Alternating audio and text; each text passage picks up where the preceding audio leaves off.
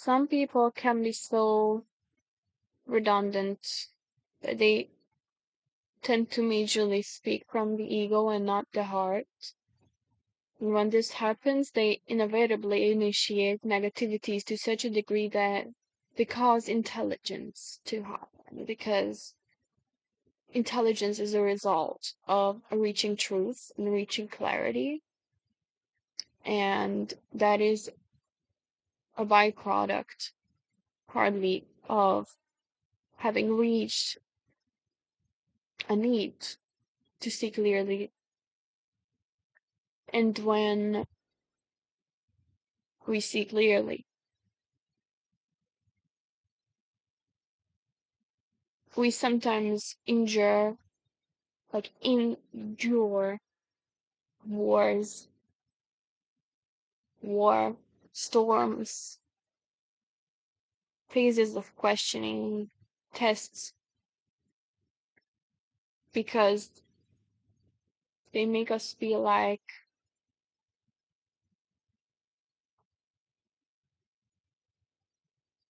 we are not on the right track.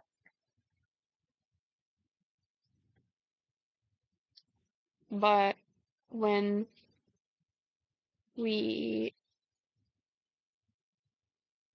reach clarity, we feel like we are in alignment with who we are and what we want, and what we are having. And that can totally make for the appearance of negativity and redundance being necessary. But the truth is, the truth and clarity are reached regardless of overthinking. You know what I mean? Thinking leads to clarity anyway. Overthinking sometimes leads to clarity, but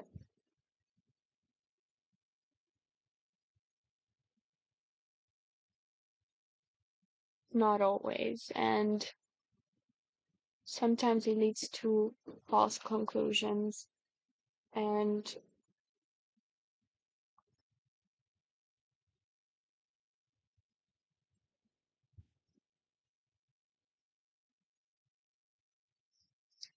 the truth is that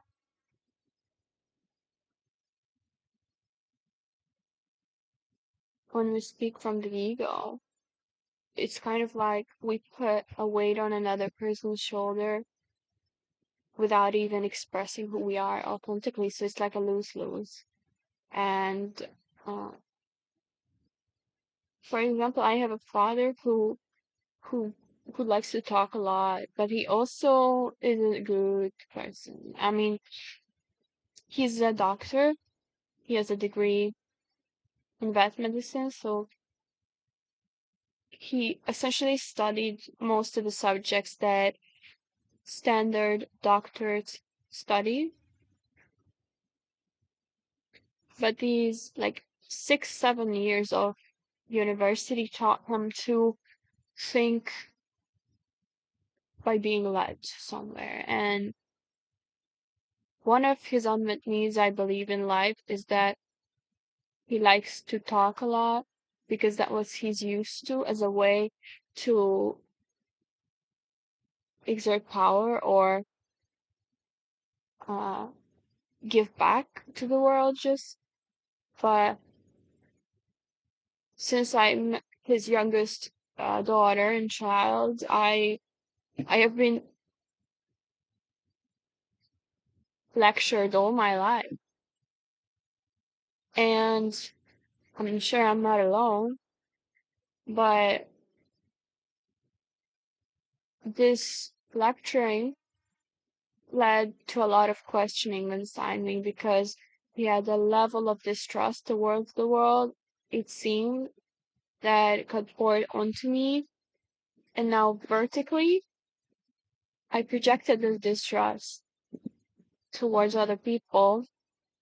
And as such, I ended up coming to a truthful state that few people achieve. And my journey has been extreme in that way. But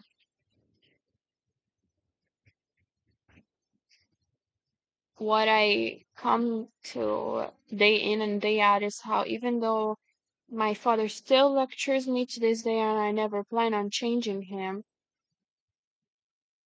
I always realize how I may be teaching my father right now. Like I may be useful to him in the way that I may be the change that he wants to see in the world, but most definitely I may be the change I want to see in the world.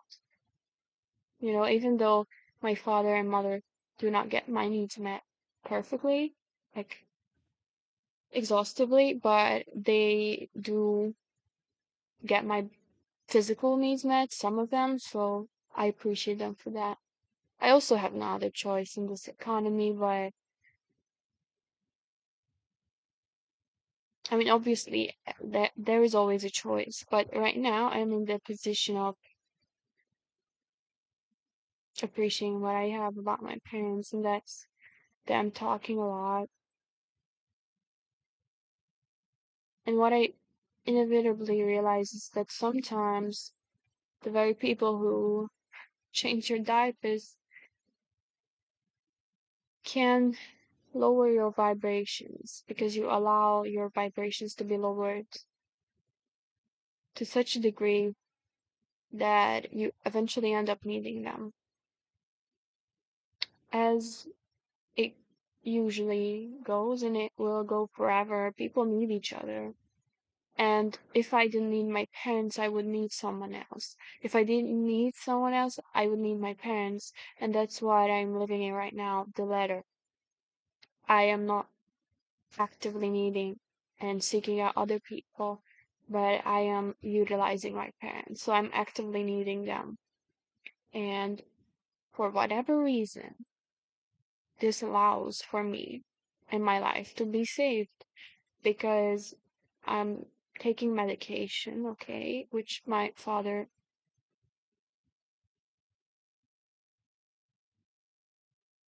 has access to by means of him going to the pharmacy and actually purchasing it.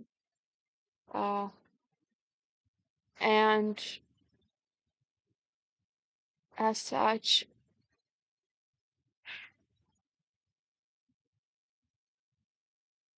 I have a level of security that not all people have because I have access to medication like antibiotics, amoxicillin, and I am grateful, but I'm also like completely aware about what led to me being in a state where I even need antibiotics, and that totally has a lot to do with my family. So it's kind of like, yes, my father is helping me keep going, but at the same time, he's also a reason for me not to want to keep going sometimes, you know, because he can be ignoring, but everyone can be, but it's like I'm not always so strong as he believes, you know, and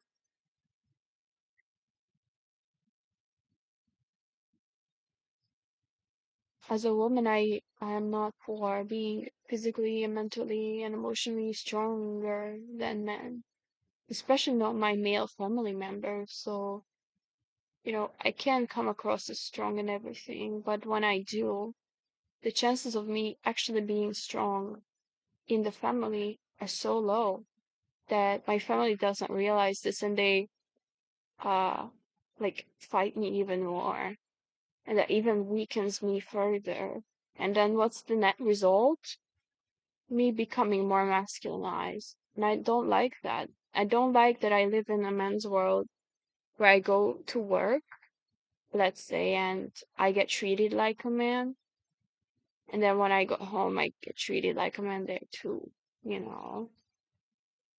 I once had an ex which I esteemed high because He was the only one who was on the same level of me, intelligence wise, and yet he was the only one to believe how I was a mommy's girl. He grew up without a father. I did not. I always had a father figure in my life. He had more long-term relationships than I had had at the time. He had a secure company, but I was never a mommy's girl. In fact, I fought my mother at 17 because I had no other option. Like it was like she forced me to fight her. It was so dark because like my mother is not someone I want to fight physically. I just did it to protect myself going forward. And then years later, she ends up using this against me. Like I am actually against her. And she retaliates to my father, telling him how I am a murderer and all that. Then my father starts fearing me, and it's like a whole vicious cycle. I just don't want to engage in anymore. But it's not that I ever have been a mommy's girl before. Like,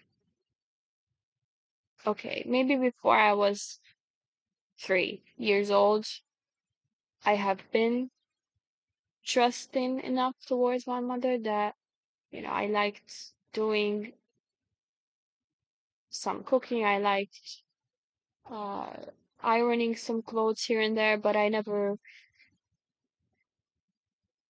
liked to admit that I am feminine because my mother is feminine. I never liked to believe that I have class because my mother is classy. For example, I once have been approached on the street and this guy is approaching me like, "You're a lady." And he was my age, by the way, so it's very unlikely. He was also successful enough business-wise, so we had potential, but he actually approached me in the most unlikely way I would expect by telling me he looks at me as like a courteous lady, like you know what I mean, like a person of high society. And I'm like, look, I'm real, but I'm not at all from a wealthy family. So, yeah, sometimes I just need the physical resources to realize who I can be, which is a classy person. Because all like, my parents, out of two parents I had, my father was always the most, like, the gentleman, he was also the one who had boundaries, the one who had standards the one who closed the door after himself when he went to the washroom. He was always just there and present with us. He closed his mouth whilst eating and talking. He believed in us. But I don't know, like, I try to mimic him. I try to use these fields. I try to leverage this honorability about him.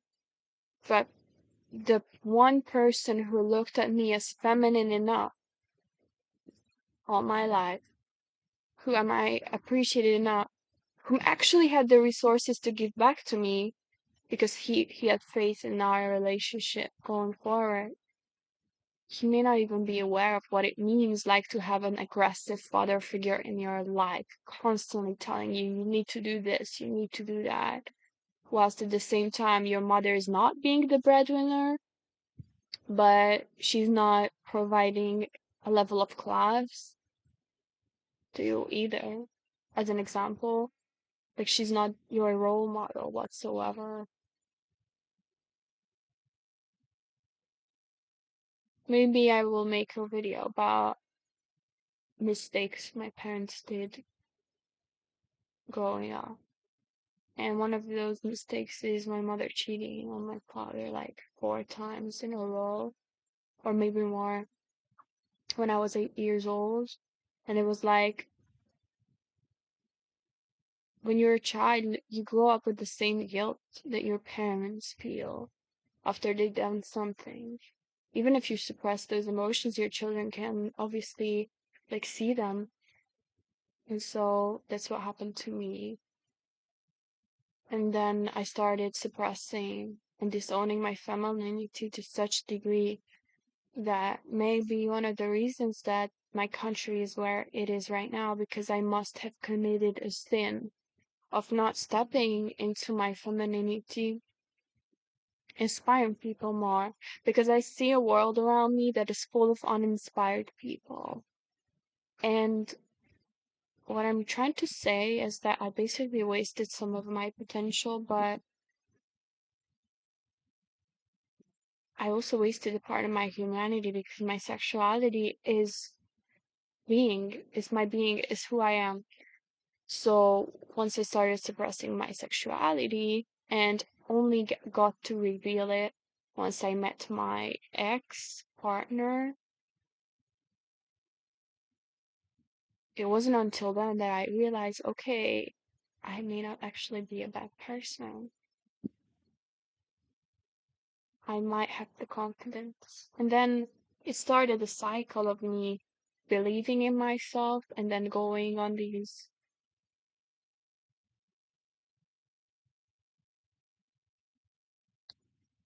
ventures, even to realize myself, even in the absence of my ex partner who actually believed in me to begin with. But it's so hard when you don't have the people around who believed in you, who you would like give everything to physically, and they do not provide you physically, not the way that your parents provide for you, because that your parents overprotect you, and so they protect you from even your ex, even the person who you choose to be with, so you cannot be with them.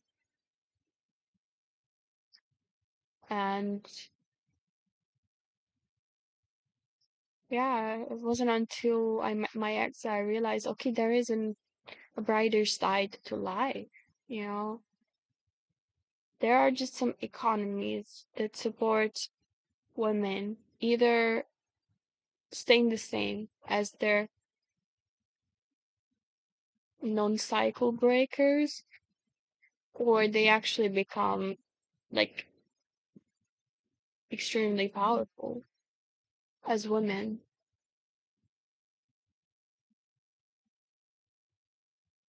I think my mother must have been one of those cycle breakers with potential who should have had the chance to leave, but she didn't. So she ended up abusing her children back. And I think that's such a bad thing, because this does not change the economy whatsoever, but you know,